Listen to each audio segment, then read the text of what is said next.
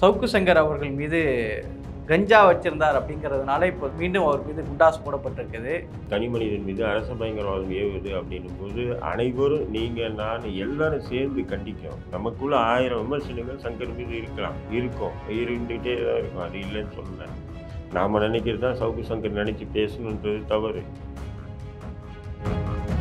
Car ரேஸுக்கும் Savukku Shankar உள்ள இருக்கிறதுக்கு என்ன காரணம்? இதுல உதயநிதி எந்த இடத்துல வராரு? என்னுடைய பார்வையில் இது திமுக சவுக்கு சங்கர் பழிவாங்க. இப்போ கஞ்சா சார்ந்த விஷயங்கள்ல விசாரணைகள் எந்த மாதிரி இருக்கும்? ஆனால் கஞ்சா அடிக்கிறவனை கைது பண்ணணும்னா காவல்துறை ஒரு 10 லட்சம் பேரை கைது பண்ணி உள்ள போட்டுக்கணும்ன்ற நீங்க சொல்ல சரி. இப்போ எந்த மாதிரி விசாரணைகள் இருக்கும்? அவர் எப்படி ப்ரூவ் பண்ணுவாங்க? கஞ்சா விற்கிறவனை தான் கைது பண்ணுவாங்க. கஞ்சா வழக்கு இதுதான் காவல்துறையுடைய நீதியாக இருக்குது. சவுக்கு சங்கர் இந்த இடத்துல கார் ரேஸ் நடக்கிற வரைக்கும் என்ன உள்ளதான் வைக்க போறாங்க அப்படிங்கிற கார் ரேஸுக்கும் சவுக்கு சங்கருக்கு என்ன தொடர்பு இருக்கு? இவ்வளோ ஒரு விளையாட்டு நீங்கள் விளையாட்டுத்துறை அமைச்சராக விளையாட்டு ஊக்குவிப்பதற்காக நீங்கள் நடத்தக்கூடிய ஒரு விஷயம். இது மக்களுடைய வரி பணம் எல்லாம் ஒரு பக்கம் இருக்கணும். இது சென்னை ஹார்ட் சிட்டியில் நடத்த வேண்டிய அவசியம் என்ன?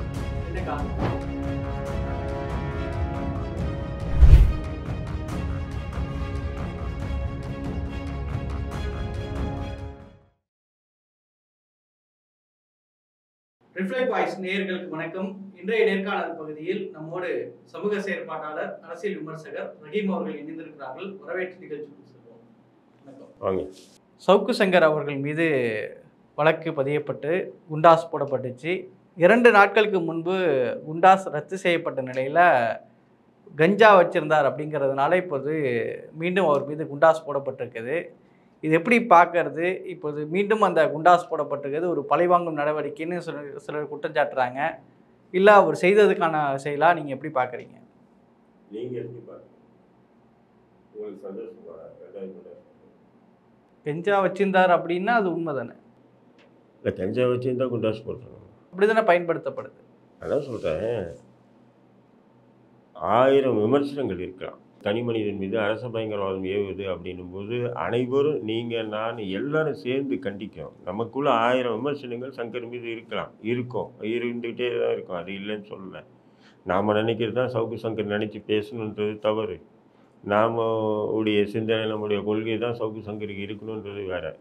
ஆனால் இன்றைக்கி சவுக்கு சங்கர் மீது தமிழக அரசு வன்மம் பிடிச்சி வழக்குகள் போட்டு வர்றாங்கன்னும் போது இதை கண்டிக்கலைன்னு சொன்னால் நீங்கள் எக்காலத்துலேயும் சரி சமூக செயற்பாட்டாளர் உங்களை பார்க்க முடியாது.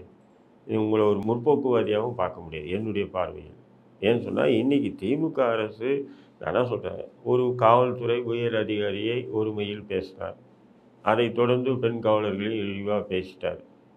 அது தவிர்க்கப்பட வேண்டிய வார்த்தை. அதெல்லாம் பேசியிருக்கக்கூடாது. பேசிட்டாப்புல அதுக்காக மட்டும் வழக்கு போட்டிருந்தால் இப்படி உட்காந்து உங்களுக்கு நான் சவுக்கு சங்கருக்கு ஆதரவாக நான் பேட்டியே கொடுக்க மாட்டேன். ஏன்னா பேசுன தப்பு தான் சொல்லிட்டு போயிட்டே இருந்திருப்பேன். நான் வழக்கு போட்டு பெயில் வரட்டும், அப்புறம் பார்த்துக்கணும், அவராச்சும் இதை கேஸாச்சும் பார்த்துக்கணும். பட் அதன் பிறகு நடந்த ஒவ்வொரு நிகழ்வும் சவுக்கு சங்கர் மீது இன்ன வரையிலும் என்ன நடந்துகிட்டு இருக்குது நீங்கள் பாருங்கள். இது பொதுமக்கள்கிட்ட கொண்டு போங்க. பொதுமக்கள் தீர்மானிக்கட்டும். சவுக்கு சங்கர் மீது தமிழக அரசு, திமுக அரசு போடுறதெல்லாம் சரிதான் அப்படின்னு சொல்லி பொதுமக்கள். ஏதோ சில திமுகவினுடைய அடிமைகள் அல்லது திமுகவினுடைய அண்டி பிழைக்கக்கூடிய என்னென்னவோ சொல்லலாம் வார்த்தைகளை, அவங்க சவுக்கு சங்கர் போட்டது சரிதான். அவர் எத்தனை பேரை மிரட்டினார் தெரியுமா? எவ்வளோ கோடியை வாங்கினீங்க? நான் என்ன சொல்கிறேன், அதாவது த்ரெட்டனிங் சார்ஜஸ் பண்ணி பல கோடி சம்பாதிச்சிருந்தாங்கன்னா அந்த சொத்து இவ்வளோ பொய் வழக்கு போடுறவன் காவல்துறை அது அவ்வளோ கோடி எங்கே வச்சுருக்கான்னு சொல்லி பிடிப்பாங்களா இல்லையா? இல்லை, இப்போ கஞ்சா வச்சுருந்தாங்கன்னு பிடிக்கப்பட்டது உண்மை தானே? நான் என்ன சொல்கிறேன், கஞ்சா கேஸு இன்றைக்கி நேற்றா போடுறாங்க காவல்துறை. உங்களுக்கு கூட புதுசாக இருக்கலாம். சவுக்கு சங்கர் மீதாக கஞ்சா கேஸ் போட்டாங்க. எத்தனையோ அரசியல் எத்தனையோ வழக்குகளில் கஞ்சா வழக்கு பதிவு பண்ணியிருக்காங்க. சவுக்கு சங்கர் இல்லை, நிறைய பேர் மீது அரசியல் ரீதியாக கஞ்சா வழக்கு போட்டிருக்கு காவல்துறை. சவுக்கு சங்கர் மாதிரியான ஒரு எக்ஸ்போஸ் ஆன பர்சன் மேலே இப்படி கஞ்சா வழக்குலாம் புனையாக போட்டுற முடியுமா? போட்டிருக்கு காவல்துறை. நான் என்ன சொல்கிறேன், கஞ்சா அடிக்கிற பழக்கம் இருக்குது சவுக்கு சங்கர்ன்றாங்க. சரி, அது இருக்குது இல்லை, அது விவாதம் தனியாக வைப்போம். கஞ்சா அடிக்கிறவன் வீட்டில் 1 கிலோ வாங்கி வைப்பேன். நான் கொஞ்சம் திங்க் பண்ணி பாருங்கள். அவங்க ஆஃபீஸ்க்கே சப்ளை பண்ணுறாரு அப்படின்ற மாதிரிலாம் ஒரு வீடியோக்கள்லாம் போட்டுக்கிட்டு இருந்தாங்கல்ல. அதில் ஒருத்தவர் சவுக்கு சங்கர் ஆஃபீஸில் இருக்கிறவரே அந்த கஞ்சா போட்டு ஆட்டின மாதிரியெல்லாம் ஒரு வீடியோக்கெல்லாம் வெளியே வந்துச்சு தானே. அப்போ இதெல்லாம் நீங்கள் எப்படி மறுக்க முடியும்? இப்போ நீங்கள் நானே பேசுகிறோம், நீங்கள் ஒரு கேள்வி கேட்குறீங்க, நான் ஒரு பதில் சொல்கிறேன். நீங்கள் அந்த நேரத்தில் அப்படி கண்ணை மூடிட்டு அப்படியே இல்லைங்க, இல்லை பிட்டை எடுத்து விட்டு நாசர் பாருங்கள் கஞ்சா அடிச்சு தான் கண்ணை மூடிட்டு ஒரு மாதிரியாக பார்க்குறாப்புல அப்படின்னு சொல்லி சொன்னால் அதை நீங்கள் அதற்கான முகாந்திரங்கள் அதில் இருக்குல்ல. ஒரு மாதிரி இப்படி ஒரு குற்றச்சாட்டுகள் வருது, ஒரு கஞ்சா பண்ணுறாருன்னு சொல்கிறார், ஆஃபீஸ்க்குள்ளே இப்படி புலங்கறதாலாம் செய்திகள் வருது. இதனோட சேர்த்து தானே அந்த ரைடையும் பார்க்க முடியும். எல்லாரையும் அரசியல் ரீதியாக மணல் மாஃபியாக்கள்லேருந்து கனிமவள கொள்ளையிலிருந்து எல்லாத்தையும் அரசனுடைய அத்தனை உயர் அதிகாரிகள், காவல்துறை உயர் அதிகாரிகள், நீதிபதிகள், இப்படி எல்லாரையும் விமர்சனம் பகிரங்கமாக வந்து ஏறி அடிக்கக்கூடிய ஒரு நபர். அப்படியே அடித்தாலும் திருட்டுத்தனமாக வீட்டில் போய் குசு குசுன்னு அடிச்சுட்டு தூங்கிடுவோம். ஆஃபீஸில் வந்து எல்லாருக்கும் வந்து நீ கஞ்சாடுறா, நீ கஞ்சாடுறா, நீ கஞ்சாடுறா இப்படின்னு சொல்லி விநியோகம் பண்ணுறாங்க கஞ்சா அப்படின்னு சொல்கிறதெல்லாம் வந்து லாஜிக்காக ஏற்றுக்க முடியுமாடா சார்? நீங்கள் யோசனை பண்ணி பாருங்கள். யாரா பண்ணுவாங்க? திமுக அரசு இப்படி சவுக்கு சங்கர் மேல இப்படி பழிவாங்க நடவடிக்கை செய்வதற்கான காரணம் என்ன? அப்போ காரணம் என்ன? நீ உங்களுக்கு தெரியாத காரணம்? செந்தில் பாலாஜி வழக்கு யார் இப்போ அதாவது செந்தில் பாலாஜி இந்த இடத்துல ஒரு மாளிகை கட்டுறாரு. இந்த மாளிகை வந்து இது நாள் வரையிலும் எந்த ஒரு அமைச்சரும் இப்படி கட்டியிருக்கூடாது. அப்படி ஒரு பிரம்மாண்டமான மாளிகை கட்டுறாரு. இவ்வளோ ஏக்கர் இடம் இதுக்காக ஒதுக்கி இருக்காரு. இந்த இடத்துல கிரானைட் கல் இந்த நாட்டிலேருந்து இறங்கி இருக்கு, இந்த கதவுகள் இந்த நாட்டிலேருந்து இறங்கி இருக்கு அப்படின்னு சொல்லி லிஸ்ட்டு வாரியாக பொது வெளியில் விட்டது யார்? தந்தி விட்டானா, இல்லது சன் டிவி விட்டாங்களா, இல்லை கலைஞர் டிவி விட்டானா, இல்லை புதிய தலைமுறை விட்டாங்களா? எந்த நியூஸ் மீடியா வந்து இப்படி அம்பலப்படுத்தினாங்க? ஒரு சாதாரணமான யூடியூப்பர் அத்தனைத்தையும் அம்பலப்படுத்தினாப்பில்லை இல்லையா? அதை தொடர்ந்து தானே ஐடி ரைடு போகுது, அதை தொடர்ந்து தானே அமலாக்க ரைடு வருது, அதை தொடர்ந்து தானே அவர் கைது செய்யப்படுறார். இந்த ஒரு வெஜஸ் போதாதா அவங்களுக்கு? இந்த ஒரு ஆத்திரம் போதாதா அவங்களுக்கு? நம்ம கட்சியினுடைய மூத்த ஒரு அமைச்சரையே இந்த நிலை ஆக்கிட்டானடா அவன் உண்டு இல்லைன்ட்டு அப்படின்னு இந்த வரையிலும் பேசும் பொருளாக இருக்கா இல்லையா? சொல்லுங்க. அது மட்டும் இல்லை, உண்மையில கூட சவுக்கு சங்கர் சொல்லும்போது என் மீது இப்படி தொடர்ந்து வழக்கு போடுவதற்கு காரணமே ஒரு கார் ரேஸ் வர இருக்குது, F4 கார் ரேஸ் வர இருக்குது, அது முடிகிற வரைக்கும் என்னை எப்படியா சிறையில் வைக்கணும் அப்படின்றதான் அவங்க பார்க்குறாங்க அப்படின்னு சவுக்கு சங்கர் சொல்கிறாரு. கார் ரேஸுக்கும் சவுக்கு சங்கர் உள்ளே இருக்கிறதுக்கு என்ன காரணம்? இதில் உதயநிதி எந்த இடத்துல வராரு? அதாவது உதயநிதி வராது வரலன்றது அது சவுக்கு சங்கருடைய வார்த்தை, சவுக்கு சங்கருடைய பார்வை. ஆனால் என்னை பொறுத்தவரையிலே சவுக்கு சங்கரை திமுக பழிவாங்க. இது உதயநிதி தான் பழிவாங்கிறன்றது சவுக்கு சங்கருடைய அவர் ஏன்னா பாதிக்கப்பட்டிருக்காரு, அவருக்கு தெரிஞ்சிருக்கலாம் மேபி, புரியுதுங்களா? ஆனால் என்னுடைய பார்வையில் இது திமுக வந்து சவுக்கு சங்கர் பழிவாங்குது. பழிவாங்கிறதுக்காக தான் இத்தனை வழக்குகளும். திமுக எம்மாம்பெரிய கட்சி எவ்வளோ வரல, எவ்வளோ ஆண்டுகளாக இருக்கிறாங்க. சவுக்கு சங்கர் யூடியூப்பை பார்த்து அவங்க பயப்பட போகிறாங்களா? பயப்படாதவங்க இப்போ ஏன் குண்டாசு 2வது போட்டீங்க? செஞ்சதுக்கு போடுறாங்க. எப்பவுமே ஒரு குற்றம் பல தண்டிக்க முடியாதுங்க. ஒன்று புரிஞ்சு. இப்போ இங்கே ஒரு கொலை நடக்குதுன்னு வச்சுக்கோங்க, உதாரணத்துக்கு இங்கே வந்து எஃப்ஐஆர் போட்டுறான். எஃப்ஐஆரை போட்டு காவல்துறை பதிவு பண்ணிட்டு வழக்கு குற்றவாளியை கண்டுபிடிச்சி ஜெயிலில் போட்டுறான்னு வைக்கிறேன். இதே கொலை வழக்குக்கு தஞ்சாவூரில், திருச்சியில், மதுரையில், நெல்லையில், கன்னியாகுமரியில் இப்படி தமிழ்நாடு முழுக்க வழக்கு கொடுத்து இந்த குற்றவாளிகளை அங்கெல்லாம் நீதிமன்றத்தில் நிறுத்த முடியுமா? எஃப்ஐஆர் எங்கே போட்டாங்களோ அங்கே தான் முடிஞ்சிச்சு, புரியுதுங்களா? ஆனால் இந்த வழக்குக்கு எப்படின்னா காவல்துறை மீதும் பெண் காவலர் மீதும் தவறாக பேசினாங்கன்னு சொல்லிட்டு கோயம்புத்தூரில் வழக்கு போட்டாங்க. சரி, அதுக்கப்புறம் திருச்சி, அதுக்கப்புறம் தமிழ்நாட்டில் இருக்க 20 வழக்கு கிட்ட போட்டிருக்காங்க அந்த வழக்கை.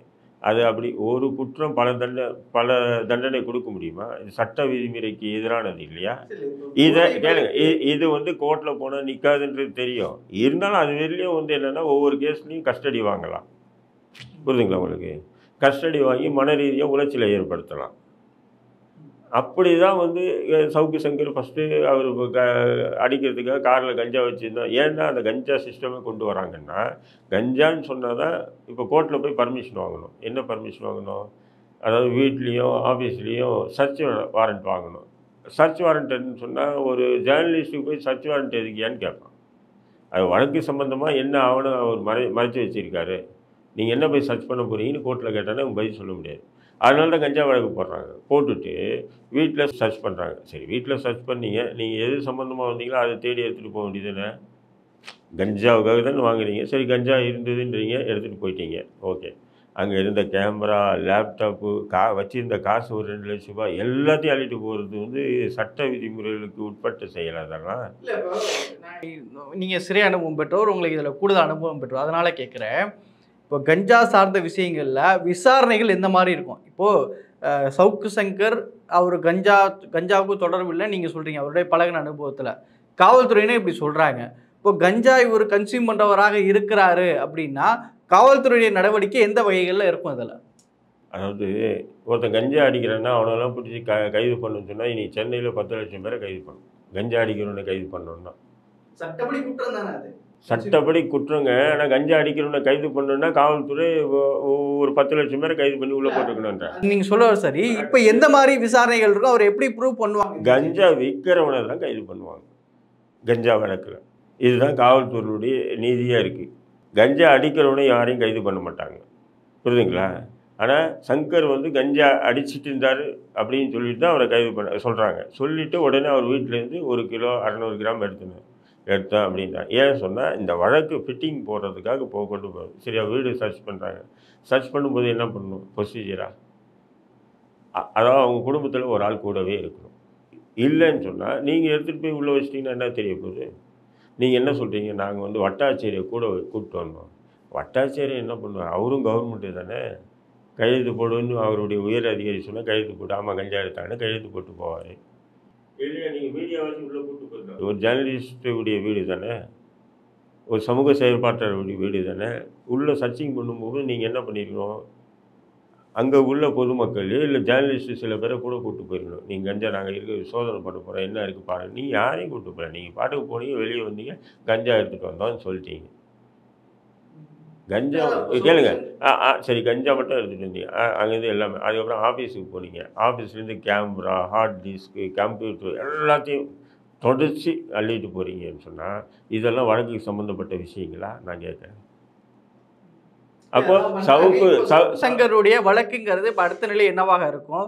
இப்போ கஞ்சா சார்ந்த விஷயங்களில் வழக்குகளை எப்படி அந்த குண்டாசுடைய ரத்து செய்வதற்கோ அல்ல மேல் நடவடிக்கைகள் எப்படி இருக்கும்? கோர்ட்டில் இது வந்து நிற்குமா? முதல்ல இது கோர்ட்டில் நிற்காதுங்க. கஞ்சா வழக்கும் நிற்க போகிறது இல்லை, போட்ட குண்டாஸ் வழக்கும் நிற்க போகிறது இல்லை, இவர் மேலே போட்ட 20 வழக்கும் நிற்க போகிறது இல்லை, புரியுதுங்களா? இருந்தாலும் அது வெளி மன உளைச்சல் ஏற்படுத்தி அவரை அலக்கழிக்கணும் சிறையில். ஒரு சமூகத்தின் மத்தியில் ஒரு ஹீரோ மாரி இருக்கிறவனு கஞ்சாடி வச்சு கஞ்சா குடியாமல் இப்படின்னு சொல்லணும். இதுக்காக புனையப்படக்கூடிய வழக்குகள் இது போல் நான் பல வழக்கு நான் பார்த்துருக்கேன். எம்எல்ஏ கிட்னாப் கேஸ் போட்டவங்க தானே, குண்டாஸ் சட்டம் போடுறதுக்காக ஒருத்தனை கடத்தலன்னு சொல்லி பொய்யான கேஸ் போட்டது காவல்துறை தானே. இதே முறையில் 300 நாள் இது 3 மாதம் 100 நாள் என்னை வச்சு அடித்து சித்திரவதை பண்ணி கொடுமைப்படுத்தின அரசு தானே இது. இது போன்ற ஒரு மனித உரிமை மீறல் மற்றும் ஒரு அரச பயங்கரவாதம் ஏவனா கண்டிக்கிறதுக்கு அன்றைக்கி எங்களுக்கு யாரும் ஆள் இல்லை. இன்றைக்கி சவுக்கு சங்கருக்கு நான் கண்டிக்கிறேன், இது தவறுன்னு. இன்னைக்கு சமூக இவர் எதுக்கு முடிச்சு போடுறாரு? இப்போ சவுக்கு சங்கர் இப்போ இந்த இடத்துல வந்து கார் ரேஸ் நடக்கிற வரைக்கும் என்ன உள்ளே தான் வைக்க போகிறாங்க அப்படிங்க. கார் ரேஸுக்கும் சவுக்கு சங்கருக்கு என்ன தொடர்பு? ஏன்னா ஆரம்பத்திலே சவுக்கு சங்கர் கார் ரேஸை எதிர்த்தாப்புல. கார் ரேஸை இப்போ நம்ம பேசுவோம், கார் ரேஸை எதுக்கு? ஃபார்முலா 4 கார் ரேஸு இப்போ கொண்டு வந்திருக்காங்க. அதுவும் சென்னை சிட்டிக்குள்ளே. எங்கன்னு சொன்னால் ஹைலாண்ட் கிரவுண்ட்லேயே நடக்கும். ஹைலாண்ட் கிரவுண்டில் நடக்குதுன்னா அது சுற்று வட்டாரத்தில் இருக்கக்கூடிய எல்லா டிராஃபிக்கும் ஒரு 3 நாளைக்கு பந்து பண்ணுவாங்க. 3 நாளைக்கு பந்து பண்ணுவாங்கன்னா நீங்கள் குறைஞ்சி பார்த்தீங்கன்னா ஒரு சென்னையில் முக்கால்வாசி பகுதி வந்து ஸ்தம்பிச்சிடும் 3 நாள் பந்துன்னா. ஒன்றில் 1 மணி நேரம் நீங்கள் வந்து கார் ரேஸை இந்த கிரிக்கெட்டு ஐபிஎல் கிரிக்கெட்டு 11 மணிக்கு விடுறான் கிரிக்கெட்டு. ஐபிஎல் கிரிக்கெட்டு சேப்பாக்கத்துலேருந்து நான் என் ஆஃபீஸ் அங்கே தான் இருக்குது சேப்பாக்கத்து. அங்கேருந்து நான் வீட்டுக்கு போகிறதுக்கு 2 ஹவர் ஆகிடும். அந்த ஒரு கிரிக்கெட்டை பார்த்துட்டு வந்த அந்த கூட்டம் மட்டும் சொல்கிறேன். இப்போது இந்த car race formula 4 car race நடத்துறதுனால 3 நாளைக்கு சென்னை என்ன ஸ்தம்பிக்கும். சரி, இவ்வளோ ஒரு விளையாட்டு நீங்கள் வந்து விளையாட்டுத்துறை அமைச்சராக விளையாட்டை ஊக்குவிப்பதற்காக நீங்கள் நடத்தக்கூடிய ஒரு விஷயம். இது மக்களுடைய வரி பணம் எல்லாம் ஒரு பக்கம் இருக்கட்டும். இது சென்னை ஹார்ட் சிட்டியில் நடத்த வேண்டிய அவசியம் என்னன்னு எனக்கு என்ன தெரியும்? அப்போ ஹார்ட் சிட்டி நடத்த வேண்டிய அவசியம் என்ன? இப்போ ஈகாட்டு தாங்கல்ல வந்து ஏற்கனவே கார் ரேஸ் நடத்துது. அங்கே நடத்தினா நான் ஏன் எதிர்க்க போகிறேன், சங்கரை ஏன் எதிர்க்க போகிறாப்புல? சொல்லுங்கள்.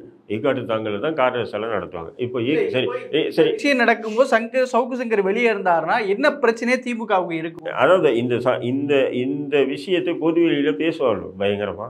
இல்லை, ஏற்கனவே அண்ணாமலை ஒரு குற்றச்சாட்டை வச்சிருந்தாரு. அதாவது திமுகவுடைய இளவரசன் உதயநிதி அவர்களுக்கு இது ஒரு கனவு திட்டம், இதுக்காக பெரும் முதலாளிகள்லாம் மிரட்டி பணம் வாங்கிட்டு இருக்காங்க அப்படின்னு ஏற்கனவே அண்ணாமலை விட்டு குற்றச்சாட்டு வச்சாரு. இந்த விஷயத்தோட நம்ம சவுக்கு சங்கர் சொல்றதை சேர்த்து பார்க்கணுமா? Correct sir. நீங்கள் அண்ணாமலை சொல்லிட்டான்றதுக்காக நம்ம அது அநேகமாக அது பிஜேபிக்காரன் சொல்லிட்டான் அப்படின்றத நீங்கள் பார்க்காதீங்க. இது சென்னையில் இவ்வளோ கோடி ரூபாய் செலவு பண்ணி நடத்த வேண்டிய அவசியம் என்ன?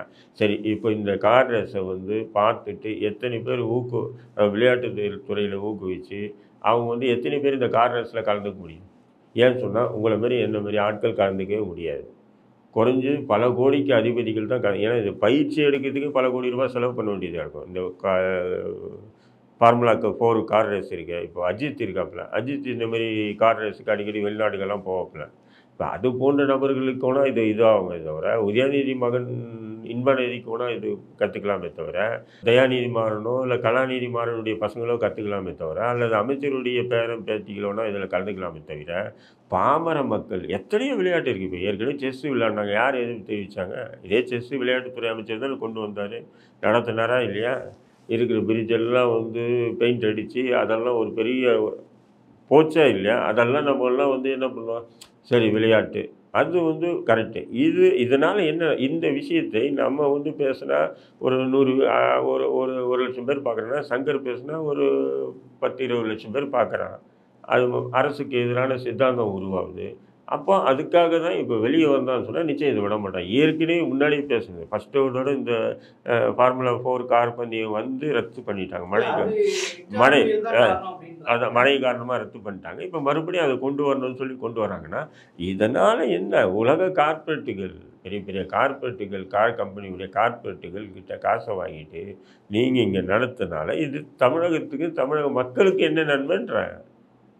அப்போ இந்த விஷயத்தை சவுக்கு சங்கர் தொடர்ந்து பேசிட்டு வரன்றதுக்காக, இப்போ வெளியே வந்தால் இந்த விஷயத்தை இன்னும் அதிகமாக பேசுவாப்பலன்றதுக்காக சங்கர் அந்த கண்ணோட்டத்தில் பேசுகிறாப்புல. நான் வெளியே, அதாவது கார் ரேஸ் முடிகிற வெளியே என்னை வெளியிட மாட்டாங்க போல இருக்கு.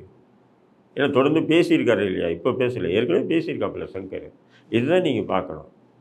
அப்போ ஒரு அரசு ஒரு திட்டத்தை மக்களுடைய வரி பணத்தை செலவு பண்ணுதுன்னா, அதனால் இந்த மக்களுக்கு என்ன பயன்ன்றது பார்க்குறோம். இந்த ஃபார்முலா 4 கார் ரேஸ்னால என்ன பயன்ன்ற பல கோடிகளுக்கு அதிபதிகளுக்கு கூட பயனாக இருக்கலாம். அது அவங்க பிள்ளைங்க. இப்போ நீங்கள் இப்போ கிரிக்கெட் விளையாடுறாங்கன்னு வச்சுக்கலாம், ஒரு 10,000 பேர் கிரவுண்டில் உட்காந்து பார்க்குறான். இதை அப்படி கூட பார்க்க முடியாது. நிகழ்ச்சியில் பங்கேற்று உங்களுடைய கருத்துக்களை பகிர்ந்து கொண்டமைக்கு நன்றி. வணக்கம்.